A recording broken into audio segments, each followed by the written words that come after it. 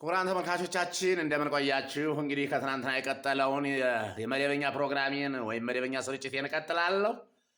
ወባሕቱ በቤተ ክርስቲያን ፈቀደ አምስተ ቃላትን ገር በልቤ አንደኛ ቆሮንቶስ ምዕራፍ 14 ከቁጥር 19 እንዳለ ጨረቃ ከ15 ቀን በኋላ ብርሃኗ እየተከፈለ ይሄዳል፣ ሲከፈልም ጨርሶ እስከ መጥፋት ይደርሳል ብለን ነበር።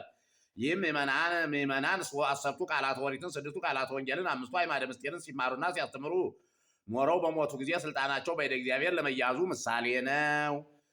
በሺ ወሪኩ እስከብዎ ለውቱ ሰይፍ ዘተውበ ለአባጊ ዋግብእዎ ውስተ ቤቱ ዋተማ ቅድመ ገጹ ለይእቲ እንዳለ ሄኖክ ምዕራፍ 34 ከቁጥር 23 ብርሃኗም ጨርሶ በጠፋ ጊዜ ከፀሐይ ጋር ተራክቦ ታደርጋለች። በዚህ ምክንያት ምንም ቢማር ምንም ቢያውቅ ምንም ቢበቃ ከበላዩ ካለ ቢሾም እንጂ በቃው ነቃው ብሎ በገንዛ ራሱ መሾም እንዳይገባው ምሳሌ ነው። ወይክል ሰብነ ሲያጸጋሁ ለሊሁ ወይም እንትኒ ከመይተው ወሎቱም ሰማይ ዮሐንስ ምዕራፍ 3 ከቁጥር 27 ዋልዎ ዘይነስ ለርሱ ክብረ ዘይንበለ ዘጸውዖ እግዚአብሔር ዳይሙ በከመ አሮን ወከማሁ ክርስቶስኒ አኮ እርሱ ዘይደ ከመ ይኩን ሊቀ ካህናት እንዳለ ዕብራውያን ምዕራፍ 5 ከቁጥር 4 እስከ 5 ለዚህም ምሳሌ ቀድሞታል። ጌታ ለሙሴ አንድ ጊዜ ከሰማይ እሳት አውርዶ ይህ እሳት አይጥፋብህ ሲያዝ ይኑር ብሎ አዘዘው። እርሱም መስዋዕት እየሰዋበት ዕጣን እያሳረገበት ሲያዝ ሲኖር ሙሴ በሞተ ጊዜ ተመልሶ ወደ ነበረበት ወጥቷል። ይህ ምሳሌ ነው። ከላይ መውረዱ ከበላይ መሾም ይገባል ሲል ሲያዝ መኖሩ አንዱ ሲሞት አንዱ ሲተካ ለመኖሩ ምሳሌ ነው። ሙሴ ከሞተ በኋላ ተመልሶ ወደ ነበረበት መውጣቱ ካህናት ሲያስሩበት ሲፈቱበት የነበረ ስልጣን በሞቱ ጊዜ በእደ እግዚአብሔር ለመያዙ ምሳሌ ነው። አስከብዎ ለውቱ ሰይፍ እንዳለ ሄኖክ ምዕራፍ 34 ከቁጥር 23 ሲወጡም ሲገቡም ፊታቸውን ወደ ምስራቅ አድርጎ ፈጠራቸው ላልነው ምዕመናን ሲጸልዩ ሲሰግዱ ፊታቸው ወደ ምስራቅ ለማድረጋቸው ምሳሌ ነው።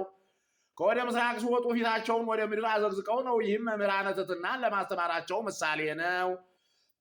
አንድም ካህናት አንትሙ አዕይንቲሁ ለእግዚአብሔር ብሏቸዋልና የምዕመናን ጠባቂዎች ለመሆናቸው ምሳሌ ነው። አካሄዳቸው በመንፈቀ ሰማይ ነው። ከመንፈቀ ሰማይ ወዲህ ወዲያ አያልፉም። እንደዚህም ሁሉ መምህራን በዚህ ዓለም ቢያስሩ ቢፈቱ እንጂ በወዲያኛው ዓለም አያስሩም አይፈቱም። ዘአሰርክሙ በምድር ይኩን እሱረ በሰማያት ወዘፈታሕክሙ በምድር ይኩን ፍትዋ በሰማያት እንዳለ ማቴዎስ ምዕራፍ 18 ቁጥር 18 ዳግመኛም በጨረቃ ላይ በሰው ክበበ ገጽ ያለውን መልክ ቀረጸባት ብለን ነበር። ይህም ሿሚ ሰው ተሿሚ ሰው ለመሆኑ ምሳሌ ነው። እስመ ኩሉ ሊቀ ካህናት ይታየም ማህበሰብ ከመ ይምሰብ ይኩኑ አማልክተ እንዳለ መጽሐፈ ኪዳን። ዕብራውያን 5:4-5 ይናገራል። እንዲህ አድርጎ ነው እንጂ ደክሞት ወይም እንዲህ አድርጎ ነው እንጂ የትወው መሽቶበት ወይም ደክሞበት ወይም ደክሞት ወይም መሽቶበት አይደለም። ፍጥረት 12 ሆኖ ነበር። 3 ሲጨመርበት 15 ይሆናል። እነዚህም ማይ፣ ጽልመት፣ ውሃ፣ ከ3 መክፈል፣ መሬት፣ ብርሃን፣ እጽዋት፣ ፀሐይ፣ ነፋስ፣ መላእክት፣ አዝርዕት፣ ጨረቃ፣ እሳት፣ ሰማያት፣ አትክልት፣ ከዋክብት ናቸው። የዕለተ ረቡዕ ስነ ፍጥረት ከብዙ በጥቂቱ ከሙሉ በከፊሉ ይህ ነው። አነሳስቶ ላስጀመረን አስጀምሮ ላስፈጸመን ልዑል እግዚአብሔር ክብር ምስጋና ይግባው። እንግዲህ ደግሞ ነገ ደግሞ የዕለተ ሐሙስን ስነ ፍጥረት እናበጥረዋለን። ክቡራን ተመልካቾቻችን ሼር ላይክ እያደረጋችሁ ተከተሉኝ። እኔ አለቃ ይባቤ ነኝ። ክብር ለሁላችን ይሁን።